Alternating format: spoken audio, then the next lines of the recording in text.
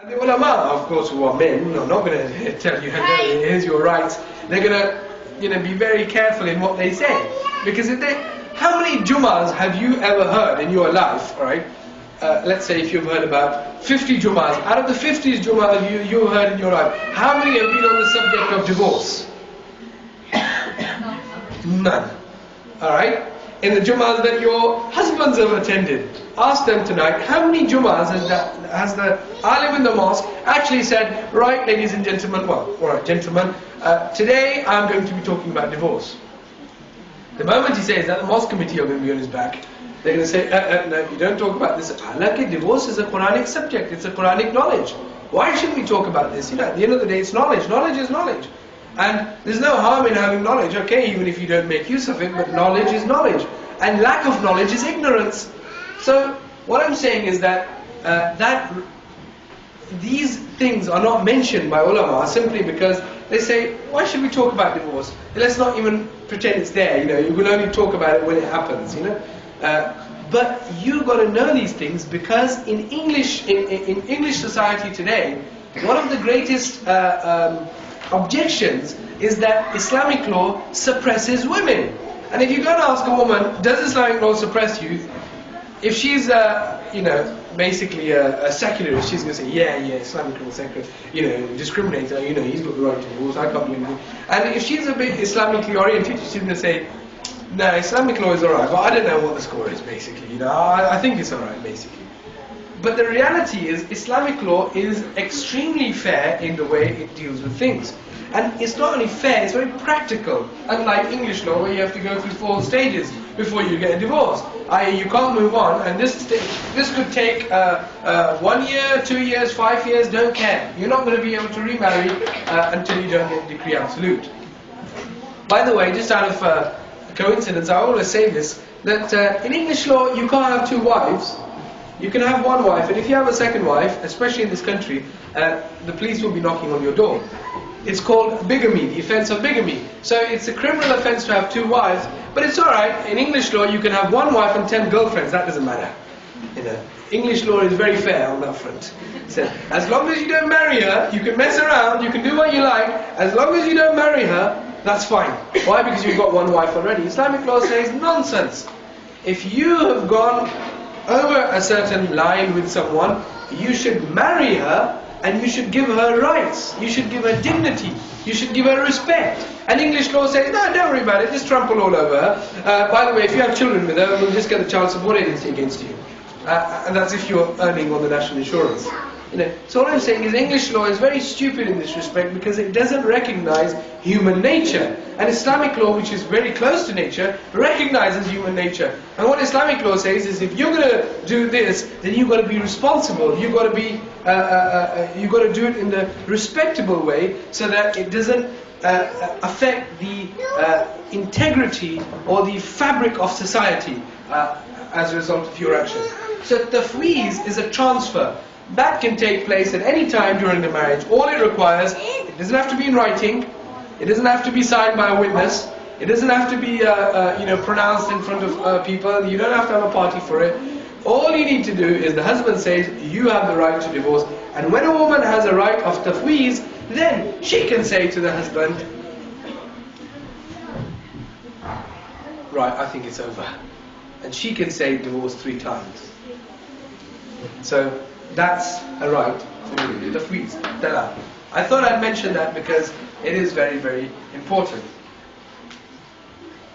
Tafweez is ever so more important on a second marriage.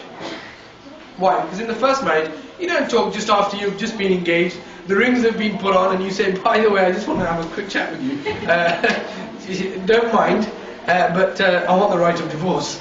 And he's going to say, what the hell is going on here? You're talking about divorce, we're not even married yet. Or on the day of the marriage when everyone's having a fun and a dance, a song and a dance, and you're saying, can I have a quick word with you on the side? I would like the right of divorce. It doesn't go. So on the first time marriage, people don't even think about it. But it's ever so more important nowadays to think about it because what it means is that what happens is that a lot of women don't know about khula first. So when it comes to the breakdown of the marriage, the man has gone and married someone else and he says to the woman, you know what, you just sit there and rot. I'll have a good time, then I'll marry, and you just sit there. You can't do anything, and I'm not going to divorce you, so bye-bye. You can't carry on with your life. That in Islamic law is wrong. That's where knowledge comes in. You have to have knowledge of this. If you had tafweez talaq, you can say, right, fine, you've gone and married, I divorce you, and I'll carry on with my life. So what I'm trying to say is that knowledge of divorce, even tafweez talaq, is very, very important. Out of curiosity, how many times does it take for divorce to happen in Islamic law? How many divorces are there in Islamic law? 3. How many? 3. 3. Right, well let's just get that record straight. It's actually 2. A lot of people don't realize this. They say, they say 3 talaq, 3 talaqs, that's it. To break a marriage, you only need 2. I can tell you a bit more about this, but I'll leave it to you. If you want to ask questions and answers, I'll tell you. But let's look at khula. Khula, okay, in order to understand khula, you need to understand this. Please understand this very carefully, because a lot of you probably have information about Islamic law either from the media or dibs and dabs from different people. At the time of the marriage, there is something called a meher. Anyone know what meher is? Haq meher. Right. And what do you normally put down in that little box on the marriage certificate called haq meher? £10, £20, £500? 100. Oh, right. I've known people to put down £10,000. I've known people to put down 20,000 or 100,000. I've known people to put down properties. I've known people to put down cars. It goes. But what is the objective of meher? Why have meher? By the way, this is not dowry as you have in Indian Hindu customs, whereby when the wife gets married, she has to bring all the pots and the pans, all the fridge and the jacuzzis, everything to the house and says, this is my bit for you. And the husband says, oh, I see, right, okay. In Islamic law, dawah is not given by the wife.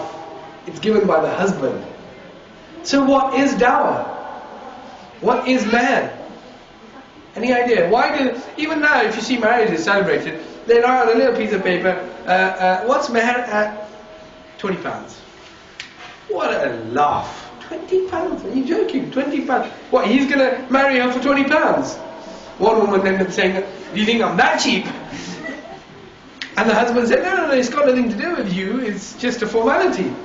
Today, in the society we live, it is a formality. But why was there meher in Islamic law? Can anybody tell me why there was meher? So if there was a divorce, but the woman had to be looked after for the first 3 months. If there was a divorce, you see, in the olden days they didn't have courts. In the olden days they didn't have, lengthy procedures for divorce. Had it very straightforward. So if a husband said, you know what, I can't live without you, I can't, breathe without you, I can't do without you, I can't this without you, you know what the thing is. It's really easy to fall in love. I always say in my speeches, to fall in love in this day and age, all you need to do is have a photograph of you and 2 Indian songs, and that's it, you're in love. That's how easy it is. Now, you see guys, they're going to say things, and they're going to say a lot of things. Why? Because they're in that process and they're going to, try to, entice you into marrying.